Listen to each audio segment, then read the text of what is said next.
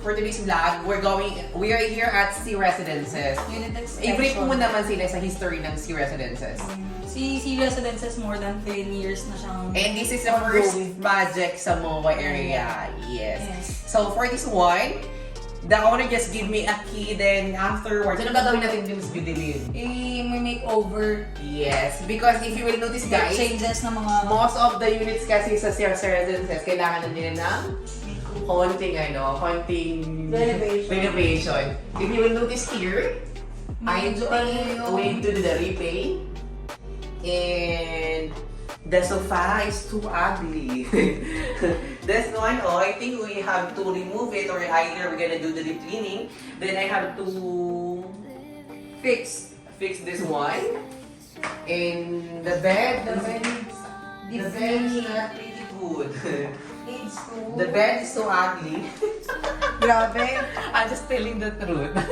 And I need to, Change curtains. maybe I need to change the curtains. And I'm gonna put some lights here, good light. What else can you say, Miss Judeline? Medyo, kota na yung nila aircon. Medyo... Yes, because for this one, I think this one is 10 years. It's Yes. been 10 years. Then, I'll show you here. Okay pa naman yung TV niya. Dito, Miss Judeline, ito, punong kailangan. Ayan, medyo na siya. Medyo matagal na. Yes. Ito guys, ang galing kailangan ng tanggalin. Then meron siya ng mga leak na part. I think may leak mark, yes. Then, ang hindi masyadong pretty sa Sea Residences, yung bowl nasa gilid siya. So, pag umupo ka dito yung... Diretso na sa I washing. think this one washing will be turned like this. Yes. Okay. Pwede ka rin i-bend. Ay, ganyan siya guys. Ganyan. Oh my gosh. Kaya ba? Next time. I make Jira.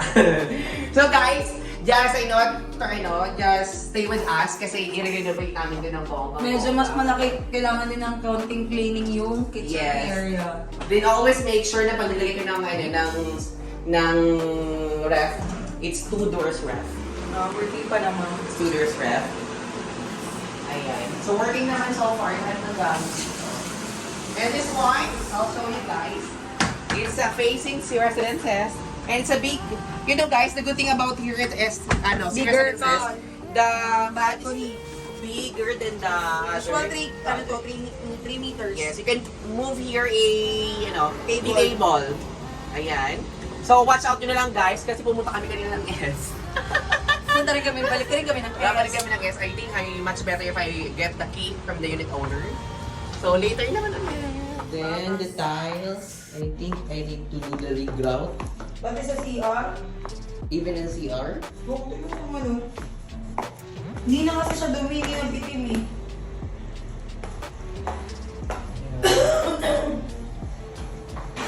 I think the ceiling or the whole unit need to repaint. It's more than here. If you will notice, it's all over. And also here, I think there's an active leak. I'm not sure, but I can ask the engineering to check. I'm in a night. Let's spark a light and see where it leads. Just you and me.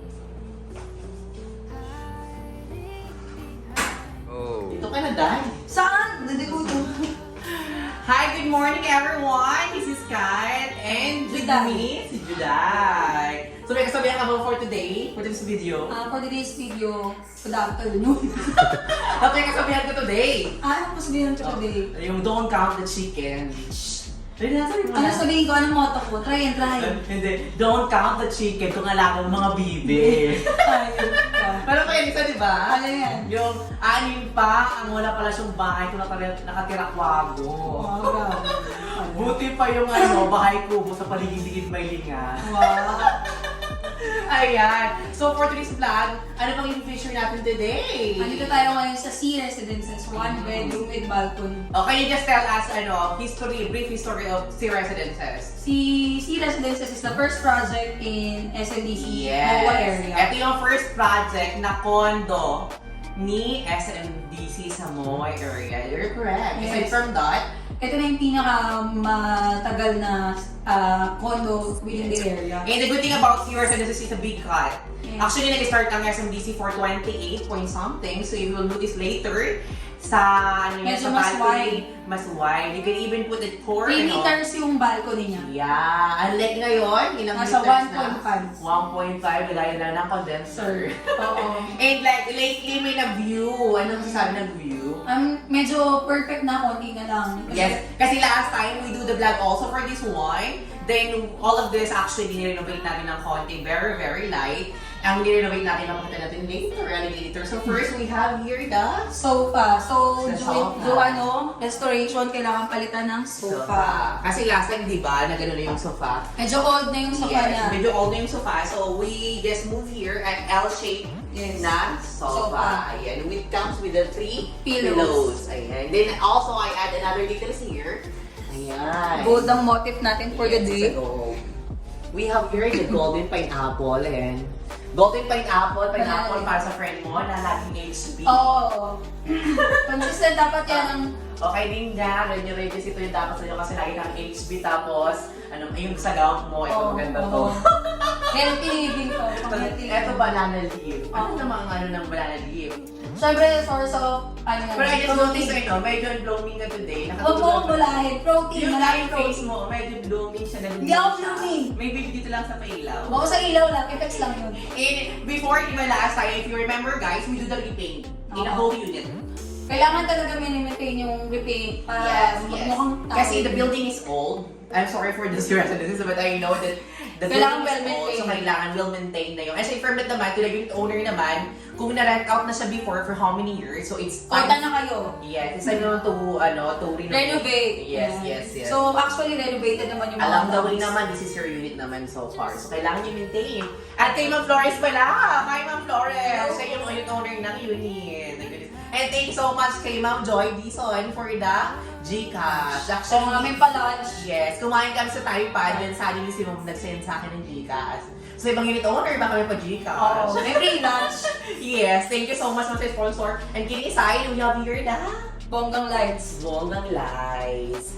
I really love the 6 heads. Yes, I really love the bilog-bilog because you know, the more na may bilog-bilog, the more na I think mas Swerte?